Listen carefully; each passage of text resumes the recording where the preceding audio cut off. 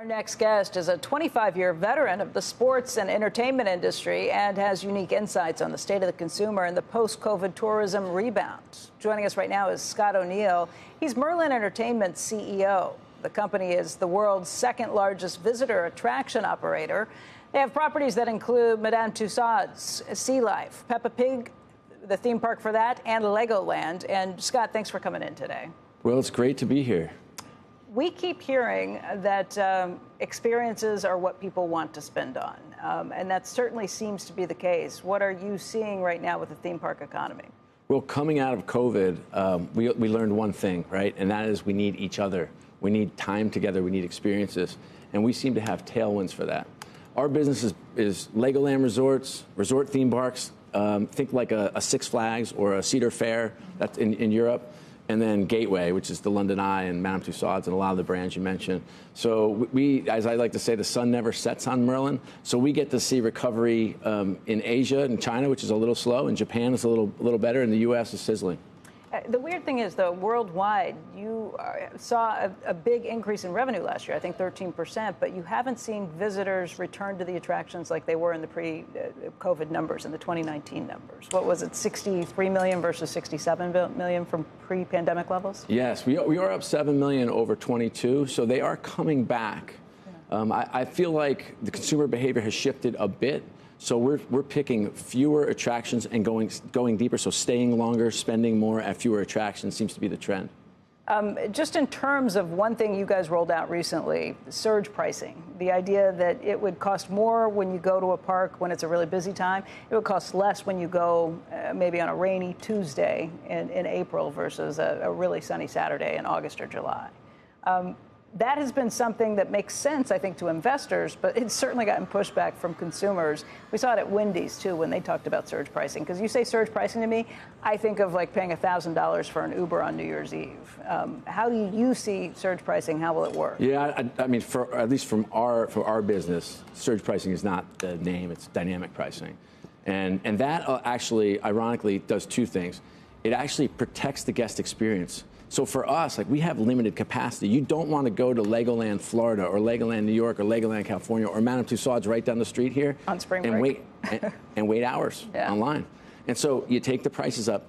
It keeps the numbers down to a reasonable number, so we had the highest guest satisfaction scores of all time this year for a reason. And then it also, for those of us who are a little more budget conscious or a little more value based, what an opportunity to have more people be able to experience it on the shoulder times. So it's very smart. It's very intuitive. I know it's like a really cute headline and lights up Twitter, but for our perspective, it's the right way to take care of more consumers and give them better experiences. On the one hand, I understand that it's the same thing that airline prices do. It's the same thing that hotel prices do. They go up during spring break. If you try and rent a house at the beach, it's going to be higher in the summertime when the kids are out of school. You can get a discount if you go in September or October. It's what a lot of other industries already do. But then you get pushback from families with kids who say the only time I can travel is when the kids are out of school.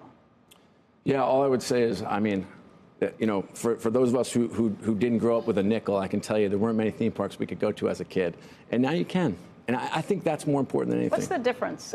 How much of a discount do you get if you go on the off-price days or the off? Oh, it's going to. I mean, I can tell you a price in Korea versus a price in California would be very different. But you'll see swings. Like a 10% discount or a bit more. You know, really? You'll see bigger swings. Yeah, really. If you go back to your economics classes in school, you just move that supply and demand curve up and down. Yeah.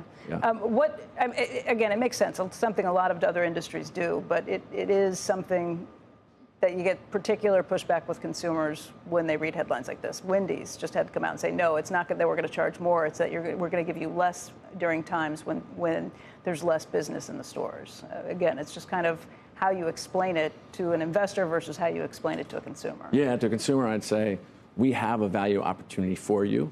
You know, so you can go. You won't say you're priced too high. You say, okay, that seems like a really good opportunity.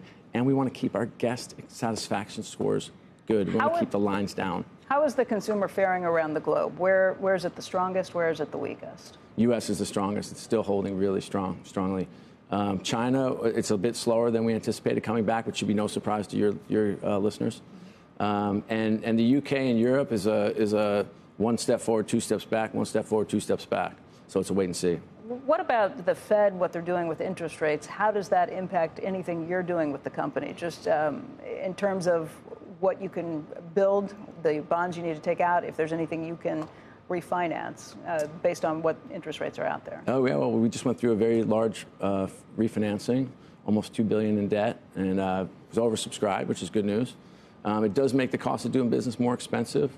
But fortunately, I mean, this is a big business. You know, I mean, we're 30,000 employees and $2 billion in revenue, and so we're well heeled. We have plenty of liquidity, and with Blackstone and Kirkby and CPPIB as our shareholders, we have a mandate to grow, to build, to acquire. So it's a really fun time to be part of Merlin Entertainments. Scott, thank you. Peppa Pig is for little kids? Yeah. Mostly? Yes, it is. I was looking at Probably like 5 and under. I was looking at the roller coaster. It looks like about my speed.